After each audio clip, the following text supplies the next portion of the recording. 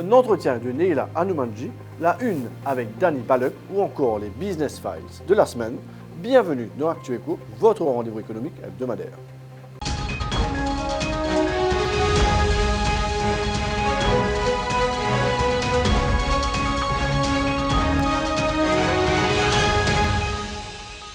Avec un portfolio immobilier estimé à 22 milliards d'euros, Landscope Mauritius se veut être un aménageur d'espace qui compte. Mais au-delà de l'aspect purement immobilier, l'organisme dirigé par Naila Hanoomanjee multiplie les initiatives, et notamment à Eben, pour faire prendre conscience des enjeux environnementaux. Naila Hanoomanjee nous a accordé un entretien. On l'écoute. You're welcoming today Naila Hanoomanjee from Landscope Mauritius, who will share with us some insights about the projects and initiatives of her organization. Thank you, Guillaume, for this opportunity. It would be my pleasure to give you some information about Landscope. Landscope Mauritius real estate portfolio has been valued at 22 billion rupees. Can you tell us a little more about that? So, if you remember, in 2016, there were 5 companies that were involved in real estate that merged together to form Landscope Mauritius. So, in our portfolio, our role is mainly to develop business parks and industrial parks.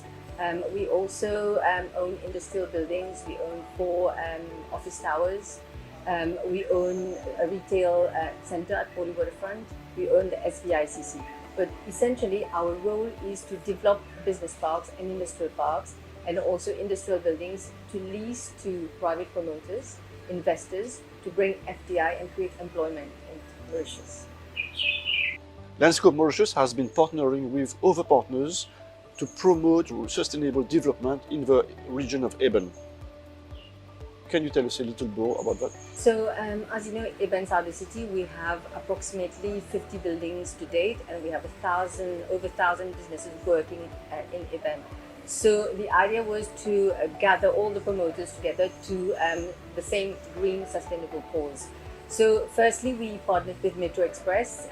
Since Metro Express now alights at Eben, we partnered with Metro Express to implement a free electric bus shuttle service to take passengers from the station inside the Saudi City to discourage people from using cars. We've also partnered with IBL and Shell to have electric charging stations everywhere around Eben.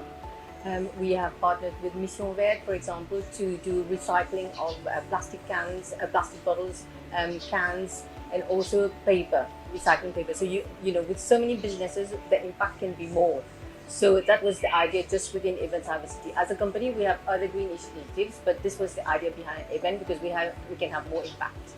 That's in line with the government's philosophy as well to encourage the circular economy in Mauritius. What has been the response so far from the stakeholders?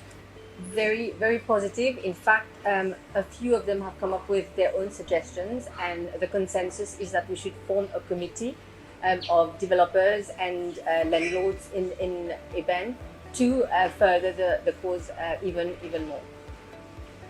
Landscope Mauritius recently launched the residential phase in the Côte d'Or Smart City. Can you give us a little overview about this project? Yes, so as you know, Côte d'Or is a smart city, so it has been designed around the concept of work, live and play. So in the overall master plan, there's allowances for low density residential accommodation, medium density accommodation and high density accommodation. So Mont Salman Iremia is one of the low density developments, and the idea is to have residents having single dwellings. I think the plot sizes range from about 150 to 220 toises. It's in a gated, secured complex. It also has a jogging track, for example, around it. It's mainly around the well-being of inhabitants, future inhabitants of Côte d'Or Smart City. It has been planned around the well-being of future residents of Côte d'Or Smart City. Your organization has issued a tender for the development of a 10 megawatt solar project. Can you tell us a little bit more about your objectives in the production of clean energy in Mauritius? So the PV farm project is part of our objective to diversify our portfolio, but also part of our objective to become carbon neutral. So ultimately our goal is to become carbon neutral, and one of the initiatives is to develop a PV farm, which we are doing in La Valette. bamboo on land that Landscope own. We have the tenders have actually just arrived, and we're in the process of doing the tender evaluation. Once the PV farm is operational, I mean, it will reduce carbon dioxide reduction by 13,000 tons a year. This is equivalent to around 600,000 trees planted over the duration of the PV farm. So this is in line with Landscope objective to become carbon neutral, and also in line with the government's vision to achieve 60% of renewable energy by 2030. Can you share with us your long-term vision for Landscope Mauritius? So our vision is to be the best, the top property company in Mauritius. We want to help the government achieve their objectives. So for example, one of the very critical project that the government has launched is the Education and Health Hub. We want to help them achieve and develop these projects, for example, the Cardiac Center, the Ayush Hospital, the various universities, Open University, UTM. The government also is coming up with the administrative city, as you know. So we aim to help the government to achieve their projects and achieve their goals. Naila, thank you again for sitting with us today. It was a very interesting conversation. Thank you, Guillaume. It was my pleasure to be here with you today. Faire de la bonne gouvernance notre force et notre avantage concurrentiel. La déclaration est signée Danny Balluck, chairperson du Mauritius Institute of Directors, en une de Business Magazine ce mercredi. Le monde des affaires, explique-t-il, doit s'adapter avec agilité pour relever les nouveaux défis de la gouvernance d'entreprise. Voilà 15 ans maintenant que le MID aide les directeurs à prendre des décisions éclairées et à intégrer les meilleures pratiques de gouvernance dans leurs actions. L'organisme a notamment mis sur pied un programme afin d'aider les entreprises cotées en bourse à franchir le seuil des 25% de représentation féminine dans leur conseil d'administration. Un entretien à retrouver dans votre magazine économique dès aujourd'hui. On termine cette émission avec la rubrique Business Files. Celle-ci s'intéresse ce mercredi aux Management Companies.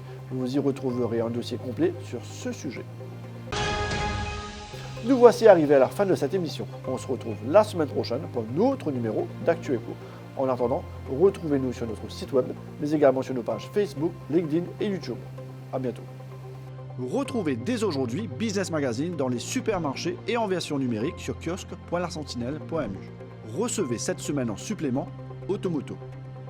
Abonnement et livraison à travers l'île à 4 590 roupies par an seulement.